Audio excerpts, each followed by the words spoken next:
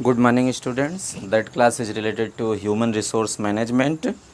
ये जो क्लास संबंधित है ये ह्यूमन मानव संसाधन प्रबंधन से संबंधित है और उसमें जो चैप्टर है from human resource planning and job analysis means मानव संसाधन नियोजन एवं कार्य विश्लेषण से संबंधित है। तो चलिए देखते हैं इन दोनों चैप्टर से कौन कौन से आपके एमसीक्यू क्वेश्चन पूछे जाते हैं। आपके बीकॉम में भी पूछा जाएगा, इसे एचआरएम सब्जेक्ट में आगे कंपटीशन में भी पूछा जाएगा, मेंस एमकॉम एंट्रेंस में भी आपसे एचआरएम का क्वेश्चन पूछा जाएगा, नेट जेआरएफ कॉमर्स में भी एचआरएम से क्वेश्चन पूछा जाएगा, मैनेजमेंट में भी एचआरएम से क्वेश्चन पूछा जाएगा। जो लोग पीएचडी एंट्रेंस देना चाहते हैं एग्ज़ाम जिसको क्रेड बोलते हैं वहाँ पर भी एचआरएम पूछा जाता है और असिस्टेंट प्रोफेसर कॉमर्स के एग्ज़ाम में भी एचआरएम पूछा जाता है। तो आइए यहाँ से जो आपका क्वेश्चन है कौन कौन सा बनता है, जो कि बहुत ही इंपॉर्टेंट दोनों चैप्टर है एचआरपी और जॉब एनालिसिस।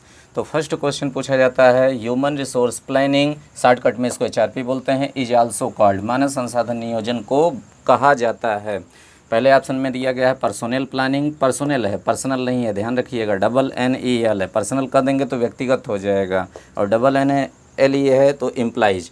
पर्सनल प्लानिंग कार्मिक नियोजन, दूसरा है मैन पावर प्लानिंग मानव शक्ति नियोजन, तीसरा है एम्प्लॉयमेंट प्लानिंग रोजगार नियोजन और चौथा है ऑल ऑफ दीज। तो इसमें जो आपका ऑप्शन करेक्ट है, ह्यूमन रिसोर्स प्लानिंग को पर्सनल प्लानिंग के नाम से भी जाना जाता है, पर्सनल मैन पावर प्लानिंग के भी नाम से जाना जाता है, एम्प्लॉयमेंट प्लानिंग के नाम से जाना जाता है। तीनों ऑप्शन सही है। तो देखा जाएगा चौथे में क्या दिया गया, चौथे में दिया गया ऑल ऑफ दिस, तो that is the best option. तो आप किस पर टिक लगाएंगे, डी पर। तो in question number 1 option D is correct. Question number 1 में ऑप्शन डी सही है। अब आइए क्वेश्चन नंबर 2 में। क्वेश्चन नंबर 2 दिया गया है human resource planning involves all of the following except. ये पूछा जा रहा है स्टेप्स के बारे में, process of human resource planning के बारे में पूछा जा रहा है कि मीन्स मानव संसाधन प्रक्रिया में क्या सम्मिलित है, कोई एक चीज़ को छोड़कर, एक्सेप्ट मतलब सिवाय, क्या उसमें शामिल नहीं है स्टेप्स में। तो पहला आपका है organizing and training of staff, ये तो इंक्लूड है।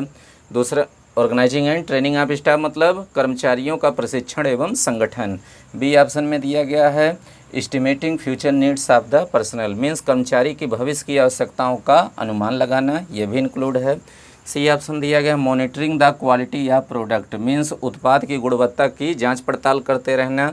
और चौथा दिया गया है preparing and maintaining the personal records, कर्मचारियों से संबंधित जो लेखा वहियों को उनको तैयार करना।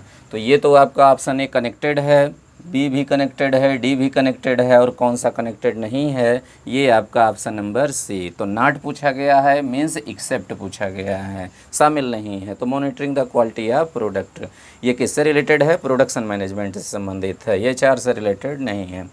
अब आइए तीसरा क्वेश्चन मोस्ट इम्पॉर्टेंट है, ये थर्ड क्वेश्चन आपका बहुत इंपॉर्टेंट है। पूछा जाता है job analysis is also known as, कार्य विश्लेषण को निम्नलिखित नाम से भी जाना जाता है। कौन सा नाम है, पहला है जॉब स्टडी, दूसरा है जॉब रेटिंग, तीसरा है परफॉर्मेंस रेटिंग और चौथा है नम ऑफ दीज। तो जो जॉब एनालिसिस है that is also known as job study, इसको कार्य अध्ययन के नाम से भी जाना जाता है। जॉब रेटिंग किस नाम से जाना जाता है, जॉब इवैल्यूएशन कार्य मूल्यांकन के नाम से। परफॉर्मेंस रेटिंग किस नाम से जाना जाता है, परफॉर्मेंस अप्रेजल निष्पादन मूल्यांकन के नाम से। तो ये 3 क्वेश्चन, ये क्वेश्चन नंबर 3 से 4 टाइप के क्वेश्चन आपके एग्जाम में पूछे जाते हैं, तो वो आप लोगों को हम बताए और आपके एमसीक्यू में भी यहाँ से क्वेश्चन रहेगा।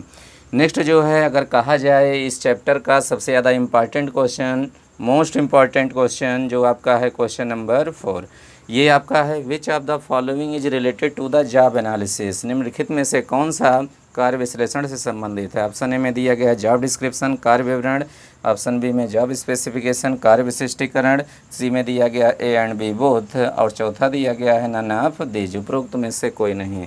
तो जो जॉब एनालिसिस है उससे जॉब डिस्क्रिप्शन भी रिलेटेड है, जॉब स्पेसिफिकेशन भी रिलेटेड है, दोनों सही है। एक ऑप्शन और दिया गया है A and B that is the best option. तो इसमें कौन सा ऑप्शन सही है, option number C. Job description gives the information regarding job and job specification provides the information regarding the job holder, ये कार्य के बारे में बताता है कार्य विवरण, और कार्य विशिष्टीकरण कार्य को करने वाले की विशेषताओं को बताता है। बहुत ही इंपॉर्टेंट, यहाँ से भी इंडिविजुअली क्वेश्चन आपसे पूछा जाएगा जॉब डिस्क्रिप्शन से जॉब स्पेसिफिकेशन से, जो अभी हम आप लोगों को बताए। तो यहाँ से भी 4-5 क्वेश्चन बनेंगे आपके एग्जाम में, आप लोगों के एमसीक्यू में भी ये क्वेश्चन मिलेगा डायरेक्टली इनडायरेक्टली फॉर्म में। नेक्स्ट आप क्वेश्चन नंबर 5 है, job analysis is basis for, कार्य विश्लेषण किसका आधार है? तो दिया गया है जॉब इवैल्यूएशन मतलब कार्य मूल्यांकन, बी दिया गया है जॉब रीडिजाइन कार्य पुनः डिजाइन, जॉब इन्वायरमेंट दिया गया है मीन्स कार्य समृद्धि, और चौथा दिया गया है नन ऑफ दीज, उपरोक्त में से कोई नहीं। तो जॉब एनालिसिस किसका बेसिस है? Basis of the job evaluation. तो question number 5 option A is correct. Question number 5 में ऑप्शन ए सही है। नेक्स्ट आ जाइए last question, which of the following is not called the method of job analysis? Not the method, क्या पूछा रहा है? विधि नहीं है, विधि नहीं है कार्य विश्लेषण की।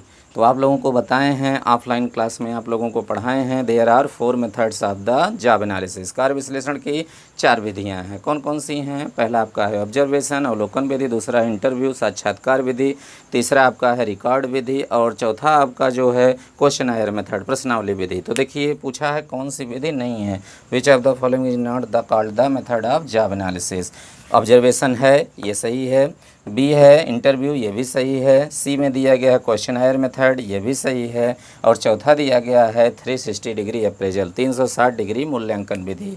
तो that is not the method of the, ये आपका ऑप्शन नंबर डी सही है इन क्वेश्चन नंबर 6। 360 डिग्री किसका मेथड है? That is the method of the modern method of the performance appraisal. निष्पादन मूल्यांकन की आधुनिक विधि है जिसमें सभी लोग आपका इवेल्युएशन करेंगे, आपके साथ के जूनियर सीनियर कस्टमर सब लोग करेंगे आपके परफॉर्मेंस का इवेल्युएशन, तो उसको बोलते हैं 360 डिग्री। तो ये आपके टोटल 6 क्वेश्चन हैं MCQ में। यहाँ से आप लोगों के जितने भी मोर देन 20 क्वेश्चंस बनते हैं वो हम आप लोगों को बताए डायरेक्टली इनडायरेक्टली, जो कि बहुत ही इंपॉर्टेंट है आप लोगों के HRM examination point of view से।